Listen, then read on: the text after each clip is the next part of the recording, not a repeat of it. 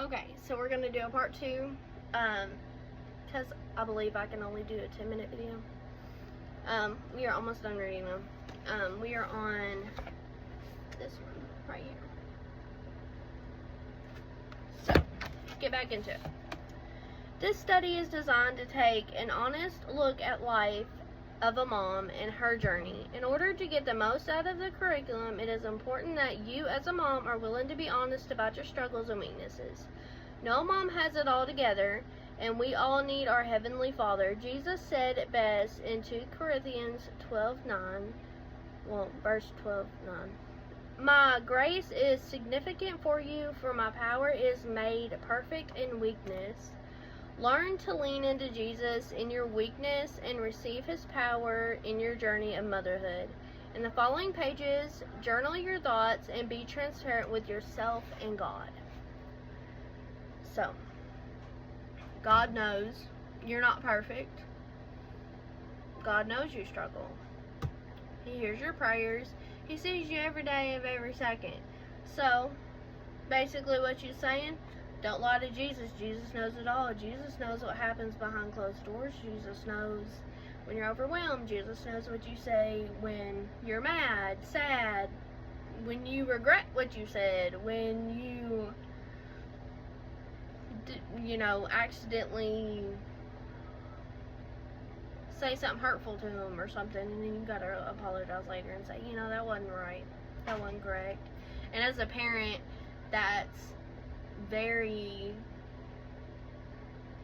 it's very important that if you say something to your children that you don't mean and you're mad at the time, it's very important to go back and say, hey, that was wrong, I'm sorry. And that teaches your kids that you are not perfect. You are just like them, and you're not, you do wrong too. You do wrong too. That's admitting that you do wrong too. And it's important for your child to know that you're not perfect, because some parents, they do think they're perfect, and I'm just saying, it's not. Nobody's perfect except Jesus, and He's not here. He's in heaven. So, let's get into number 1. There are 3 key emotions that we feel as a mom. Okay. Inadequacy. Inadequate means insignificant, and insignificant means lacking competence. Okay. So it says, if we are all really honest with ourselves, a lot of the time we feel insignificant when parenting our children.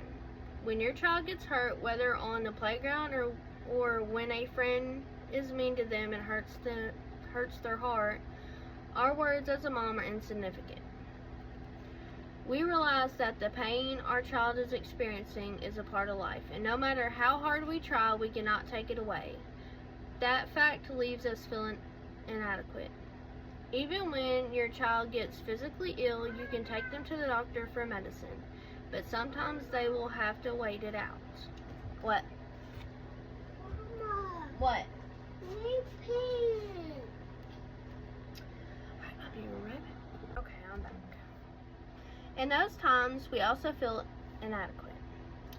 What about the real life issues your children may have? Maybe they struggle with a learning disability or a weight problem or severe acne. As a mom, you cannot fix these things for them. That's when we feel inadequate. And then it says journal. Take a moment and write ideas. Take a moment and write out areas you feel inadequate as a mom. So, what I'm going to put in here is, let's see. And you could also, get a notebook and write your own. You know what I'm saying? I read it and stuff. I can even post pictures of it. And then you can print it out and do it. If that's what you want to do, just comment below and I will send you a picture of it. Let's see. One moment when I felt inadequate this week is when Ryder got stung by a bee and was hurting really bad. Then I'm going to put 48 hours later, yesterday morning, had to rush him to the doctor, and we found out that he was allergic to bees. He's not EpiPen seriously allergic. Every time he gets stung by a bee, he has to get antibiotics. So I'm gonna put 48 hours, swelling, like half of his hand was swollen, and he only got bit like right here. Didn't go down.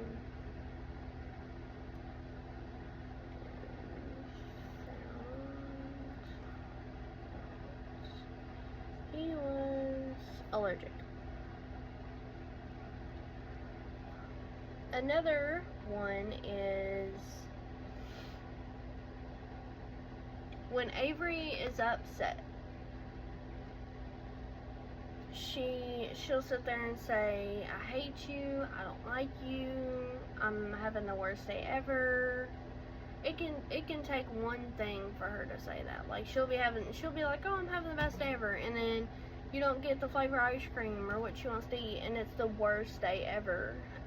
So I'm gonna put when Avery is upset. Sometimes she'll stomp around the house and yell, and that's when I take her iPad away, and then I'll send her to her room. Most of the time she screams and kicks on the floor. I try to put a pillow on the floor, a blanket on the floor, because her room's a mess sometimes. I try my best to clean it every week, and just so she doesn't hurt herself. And when Ryder was younger, when he was throwing tantrums, because we couldn't communicate, now he's a lot better with that. I had to do the same thing. It didn't matter if we were in the store or anything else. Like, I just had to protect his head. Sometimes I go in there and I try to ask her, how are you feeling?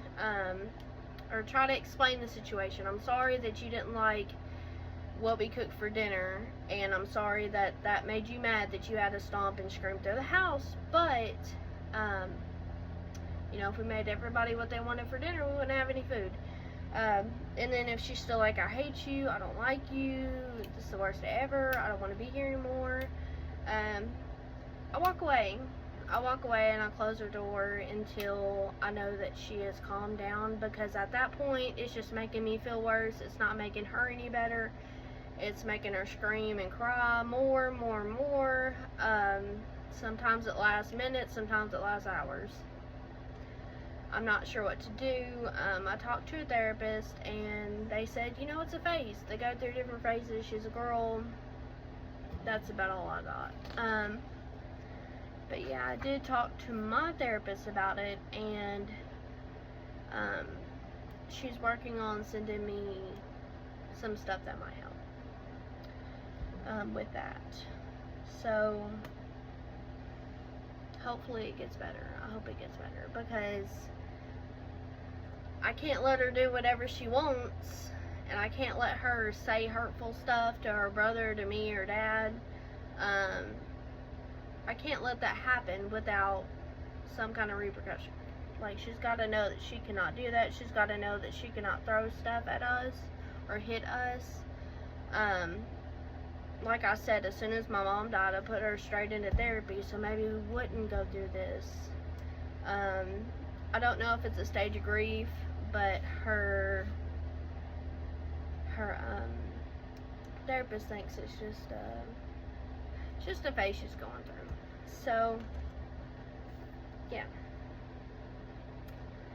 So what I want to do now is go to, I know it said 2 Corinthians 12:9, My grace is significant for you, for my power is made imperfect in weakness. I'm going to underline it.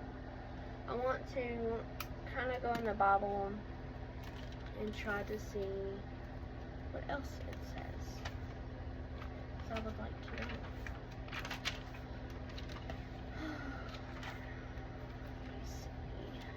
Let me go to the index. Okay. I don't really read out of the Bible much. I have an app on my phone that sends me stuff every day. So let me see here. It says 1 Corinthians, 2 Corinthians is 17:79.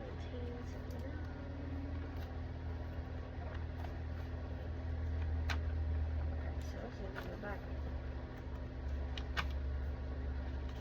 72. Okay, here we go.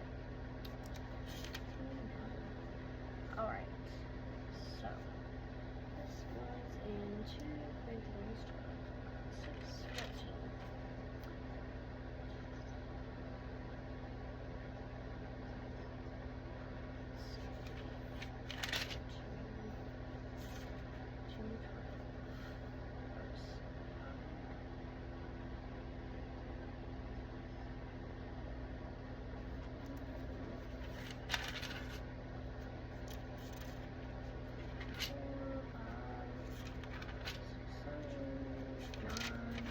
Come on, let's go.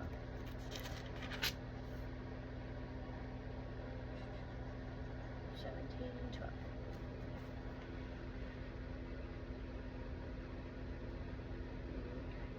But for I do, in the qualification which desires dedication. Sunder false. Oh, because that's not it. Is it? Okay. Bear with me. Okay. Here we go. And he said unto me, my grace is significant for thee, for my strength is made perfect in weakness. Most gladly, therefore, will I rather glory in my infirmities, that power of Christ may rest upon me. Therefore, I take pleasure in infirmities, in reproaches, in necessities, in persecutions, in distress for Christ's sake. For when I am weak, then I am strong. I am become a fool in glorifying ye have compelled me, for I ought to have been condemned of you. For in nothing I am behind in very chiefest apostles, through I be nothing. And that is 9 through 11 is what I read. So, I do not have a highlighter. I wish I had my Bible highlighters, but I do not. I got like a case somewhere of Bible highlighters, but I don't know where they are. So, what I'm going to do is I'm going to bookmark it. Because this is where... Whoop. Like I said, I really want to get into the Bible, but I usually do the app. So what I'm going to do is to just like write this down.